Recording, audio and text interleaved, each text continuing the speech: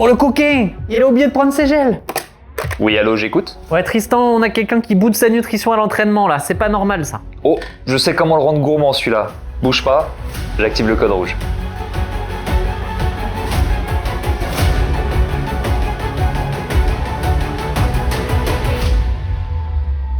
Vous avez l'impression que manger en courant n'est pas fait pour vous? Si c'est votre cas, venez vous asseoir au premier rang, j'ai quelque chose pour vous. Il existe, allez, on va dire 3 raisons principales de vouloir manger à l'entraînement. Allez, je les rappelle rapidement avant de passer aux conseils pratiques. La première, peut-être la plus connue, c'est pour s'entraîner en amont d'une course. En fonction de la course que vous allez préparer, vous allez sûrement avoir intérêt à manger le jour J pour pas avoir l'impression de décéder.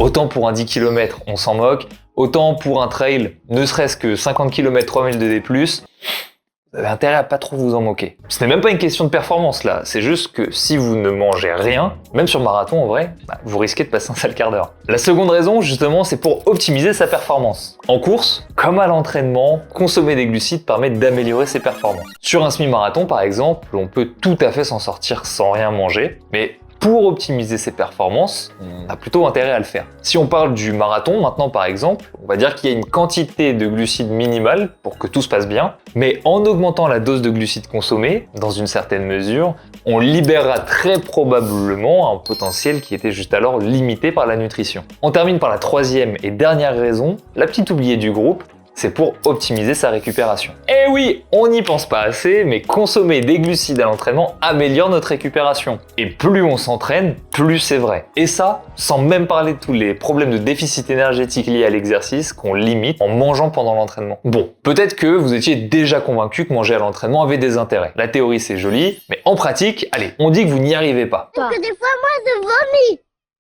Déjà, commençons par un peu de positif. La digestion, comme le corps, ça s'entraîne. Alors oui, la vie est injuste. Il y a des gens qui peuvent manger n'importe quoi sans s'entraîner et qui n'auront jamais de problème, quand il y en a d'autres qui vont galérer comme pas possible après seulement un gel. C'est un fait, mais ça n'empêche pas qu'on peut progresser en s'entraînant. Je vais concentrer mes conseils ici vraiment sur ceux qui n'y arrivent pas ou qui ne savent pas par où commencer. La première chose que vous devez faire, c'est de prendre conscience de la quantité de glucides que contient les choses que vous voulez consommer. Cette éducation fondamentale, c'est notre point de départ. Un gel n'en égale pas un autre, certains en font 12 grammes de glucides, d'autres 25, d'autres 45. Une pâte de fruits n'en égale pas une autre, une boisson d'effort n'en égale pas une autre non plus. On met pas comme ça à la volée 2 petites cuillères à soupe d'une boisson d'effort sans savoir concrètement combien on a mis de glucides dans sa boisson. Bon, à partir de là, il y a 2 variables qui peuvent faire dérailler la machine. Un, c'est le manque de progressivité. Vous avez pu le deviner, celui-là, comme l'entraînement. Imaginez, vous entendez parler de nutrition à l'effort et vous avez jusqu'alors jamais rien consommé pendant l'entraînement. Et que vous attaquez avec 2 gels par heure de 45 grammes de glucides chacun,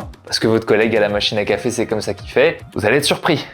La règle, c'est qu'on ne peut pas attaquer trop doucement. D'abord, 10, allez voir 15 grammes par heure pour les plus progressifs. 10 grammes par heure, faut se rendre compte, hein, c'est pour la majorité des grandes marques un demi-gel par heure. Donc pour tous ceux qui ont des problèmes intestinaux après un gel, parce que un gel c'est déjà trop, faut en prendre un quart, voire la moitié. L'enjeu ensuite, ça va être simplement de monter la dose progressivement quand on se sent à l'aise. Pendant, allez, une ça fait trop peu, 2-3 séances, on est à l'aise à la quantité de glucides qu'on a définie.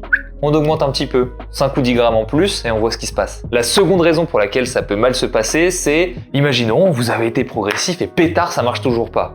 Eh bien c'est peut-être simplement parce que ce n'est pas le bon produit pour vous. Par exemple, statistiquement, le solide se consomme moins facilement, c'est moins facile à digérer que des choses semi-solides comme des gels par exemple, qui eux-mêmes se consomment moins facilement que des boissons d'effort. Première piste de réflexion, si vous n'arrivez pas à consommer des gels, admettons, essayez la boisson d'effort pour commencer. Mais c'est pas tout, parce que, encore là, il y a des gels qu'on va tolérer alors que d'autres non. Pourtant sur l'étiquette, ça a l'air d'être la même chose, en tout cas vous voyez pas trop la différence. Mais le corps humain est complexe, hein. Parfois c'est le goût, la texture, l'origine des matières premières. Là faut tester pour savoir, on peut pas savoir à l'avance. Tout ça pour vous dire, ne vous formalisez pas, dites pas « oh de toute façon les gels j'y arrive pas ». Vous voyez, entre progressivité et choix des produits, vous avez déjà beaucoup de marge de progression pour essayer de mettre la machine en marche. Parce que normalement, à partir de là, en commençant d'assez bas et avec les bons produits, tout le monde est capable de démarrer son apprentissage. Et si vous êtes intéressé par les étapes suivantes, ou que vous avez besoin d'un peu plus de guide sur ces premières étapes,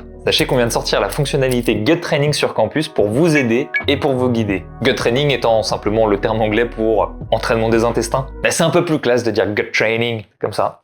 Dis donc, c'est bien vu cette fonctionnalité de gut training là. Elle va permettre au coureur d'être progressif, de savoir quel produit consommer, en quelle quantité en fonction de l'entraînement. Absolument. Allez, n'hésite pas si t'as une autre urgence, Nico.